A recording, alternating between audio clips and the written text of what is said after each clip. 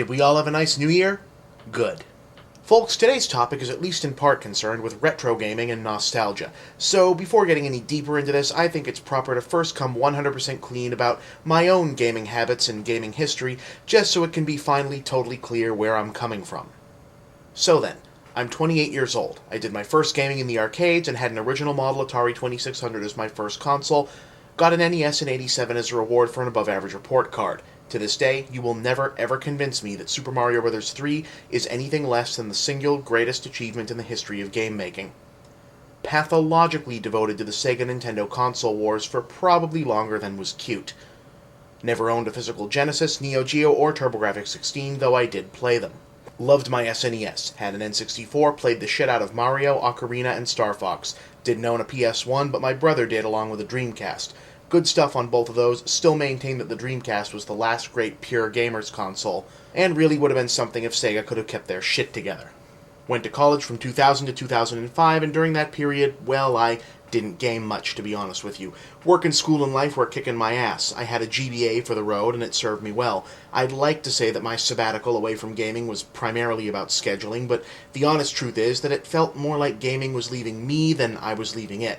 Oh sure, I'll cop 100% to this being all about personal taste, but gaming in the early 2000s was undergoing a major cultural shift, and what it was turning into just didn't feel like video games to me anymore. Sure, I recognized the good things being done with 3D and polygons, but man, I was missing pixel art and exquisitely detailed sprites more by the day. Variety seemed to be draining away. The gaming culture I'd come up in was a place of boundless imagination, interdimensional plumbers, rodent law enforcement, yo-yo warriors, and undead anthropomorphic beefcake. But looking around now, suddenly the armor-clad douchebags from Quake were in every fucking game. Where were my ninjas, my robot dogs, and my distressingly attractive blue-haired sex goddesses? It didn't even feel right in the tactile sense. Even today, I feel the absence of weight that comes from holding a disc instead of a cartridge. I miss the specific sound and feel of a cart locking into place in the console, and the slight extra tug of gravity you got from a corded controller. Now, might I have felt differently if I'd been able to keep gaming as much in young adulthood as I did in childhood?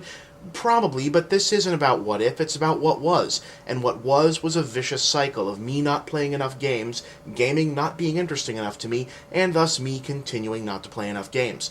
So when did I get back in? 2006, when school was done and I suddenly had a modicum of free time again. And wouldn't you know it, look who was waiting for me. And look what he'd brought with him. Maybe this is the unspoken secondary secret of the Wii and DS market dominance. Good old Nintendo realizing that if they just waited it out, their original fans would be waiting for them once they reached the age of disposable income. I mean, do you see how much Mario etc. merchandise there is now? Do you have any idea how hard it was to find maybe one Nintendo figure back in the day? This is no accident, people. Now, before anybody starts in with console fanboy, I did finally get a 360, and I love it. But here's the thing. As of this recording, I own 2 games for it. These ones. Why? Because it's really hard for me to find games I want to own rather than rent. I beat Modern Warfare 2 in a weekend, and since I've got next to no interest in the online multiplayer for FPSs, there was no reason to own it. That's kind of my rule. Rent for 2 days, and if you're not done but want to be done, buy it. I do the same thing with the Wii, it's just that I find more I need to own. Like these. And yes, I'm well aware of the pattern, thank you very much. So, that's where I'm coming from. That's the psychological background that informs how I approach these topics. Now you know. Anyway, in the world of modern gaming fandom, there are a lot of franchises that absorb a good deal of hate. Some folks hate Halo for birthing the world of Xbox Live douchebaggery. Some hate Nintendo for inviting Grandma into the game room. Some hate Sonic for continuing to suck. Some people hate Final Fantasy simply for existing. But out of all of them, there's no series of games that takes quite as much near-universal walloping as Madden. Now, obviously, not everyone hates Madden. It always sells a fuck-ton of games, so clearly someone likes it. But if you occupy the world of gamer fandom, the question is more like who doesn't hate Madden? Hardcore gamers hate it for being repetitive, casual gamers hate it for being too superficially dense, old schoolers hate it for helping facilitate the frat boy invasion of the early 2000s, people hate it for EA's monopoly of the NFL license, some even hate it for a supposed curse attendant to appearing on its cover. But the biggest knock against Madden, to hear it from the fandom and the bloggers and the gaming journalists, is that it refuses to innovate. that it's probably the biggest ripoff in the history of franchised video games. Every year, EA essentially re-releases the same fucking game as last year with minimal gameplay upgrades, and the Madden fans all line up to hand over $60 again because all the players and the stats have been brought up to date, apparently not knowing or caring that they're paying full price for the kind of minor-sized upgrades that non-sports titles usually give away for free as downloadable content. It's a 1-2 punch of hateability, a series that refuses to innovate with a fan base largely removed from mainline gamer fandom that refuses to demand innovation.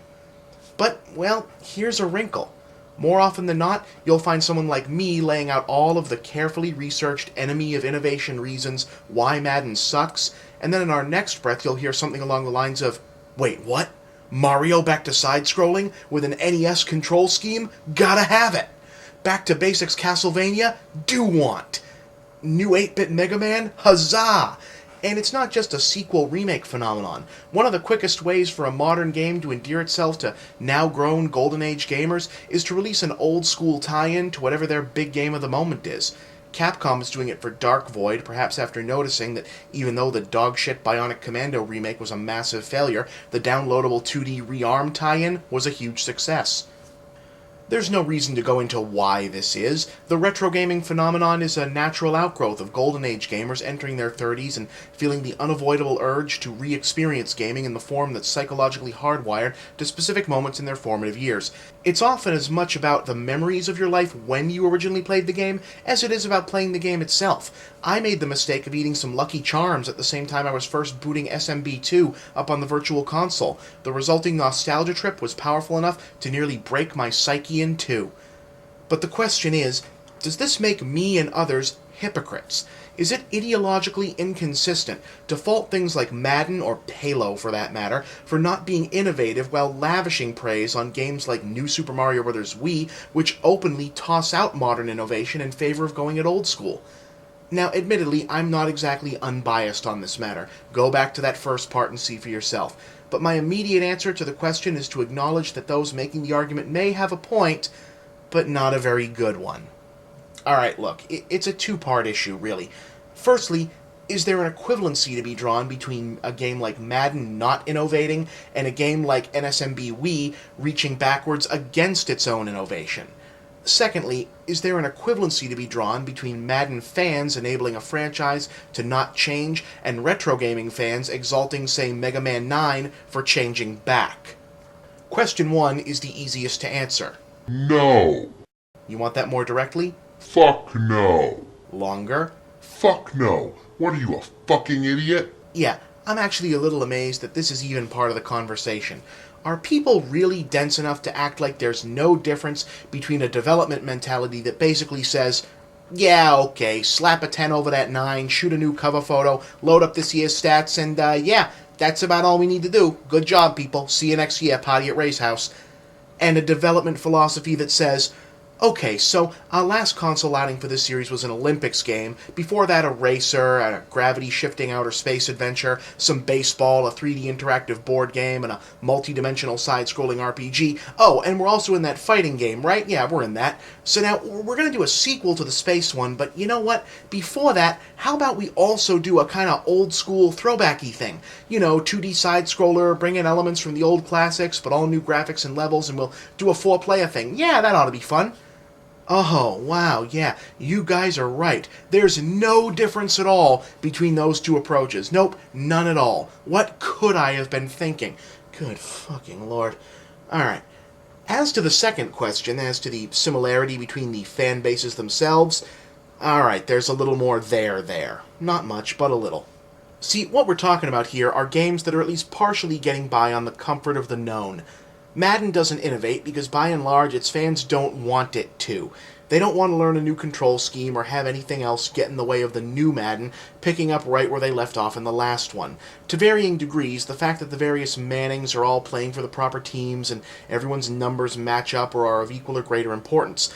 Because Madden experience isn't just about playing the game, it's about marinating yourself in the sights and sounds of officially licensed NFL iconography. Likewise, if we're being honest with ourselves, the same kinda holds true for the retro gamers. Mega Man 9 is a rock-solid game, yes, but come on. half of the reason you got it was for the old school 8-bit Mega Man sprites and the NES sound chip music. It's okay, I did too.